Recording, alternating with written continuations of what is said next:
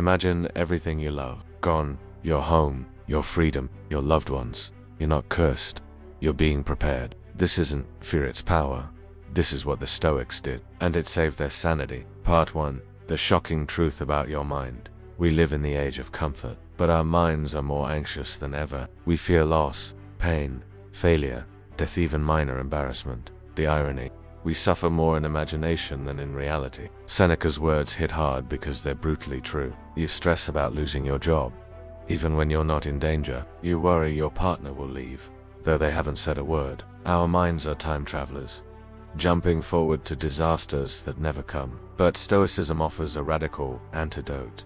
Negative visualization. Not optimism, not blind faith, but rehearsing the worst so when it comes, you're already stronger than it. Part 2. What is negative visualization? The Stoics called it premeditatio malorum, the premeditation of evils. It's not about being pessimistic, it's about mental immunity. Marcus Aurelius, writing in his private journal, reminded himself daily. Begin each day by telling yourself, today I will meet with interference, ingratitude, insolence, disloyalty, ill will, and selfishness. Why would a Roman emperor start his day this way? Because he knew. If you expect life to be soft, you'll be crushed when it isn't. If you prepare for storms, you remain calm when they arrive. Premeditatio malorum is like wearing armor, mental armor. You imagine loss. You imagine death. You imagine hardship. And in doing so, you become more grateful for what you have, and more unshakable when it's taken away. Part 3. Why we resist this practice. But won't that make me depressed? That's the question people ask. No, it makes you resilient. We avoid negative thoughts like poison, but avoidance is not strength. Avoidance is fear in disguise. The Stoics didn't pretend life was sweet. They stared directly into its darkness and trained themselves to walk through it. Seneca lost his son.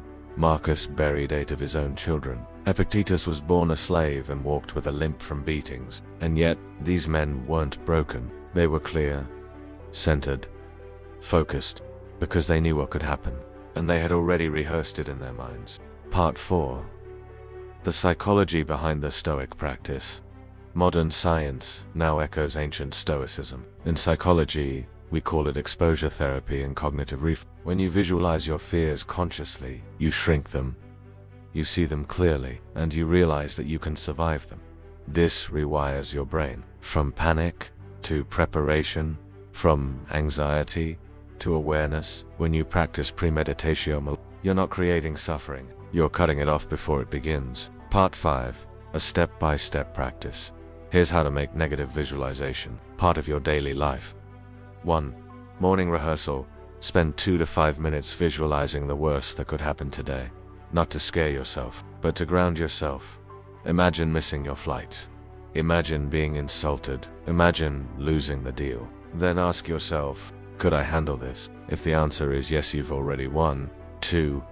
Gratitude through loss. Look at your home, your partner, your body, and ask, what if this was gone tomorrow? This makes you instantly grateful. 3. Evening reflection at the end of your day. Journal. What went wrong? Did I expect it? How did I respond?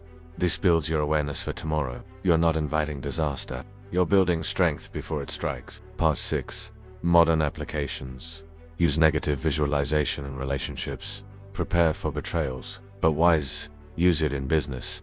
Imagine failure, not to quit, but to plan better. Use it in health. Imagine losing your mobility. To be more grateful when you walk, lift, or breathe. Negative visualization is not negativity. It's the most courageous form of clarity. It transforms your outlook. It sharpens your gratitude. And it makes your soul untouchable. Part 7. What happens when you master this? When you make this a habit, you stop being afraid of everything. Fear loses its grip. The unknown loses its weight. Because you've already faced it mentally, emotionally, spiritually. You walk into pressure with presence. You endure pain with poise. You lose without losing yourself. And suddenly you're free. Not because nothing goes wrong, but because when it does, you're already ready. This is the Stoic advantage. This is the true Stoic superpower. Part 8. Final reflection.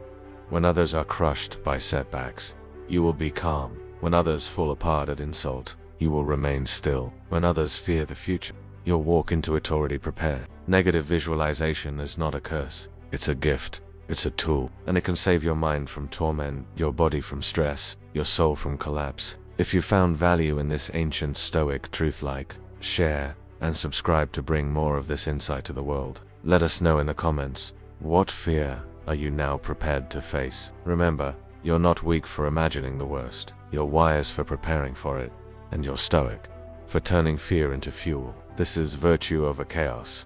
See you in the next video.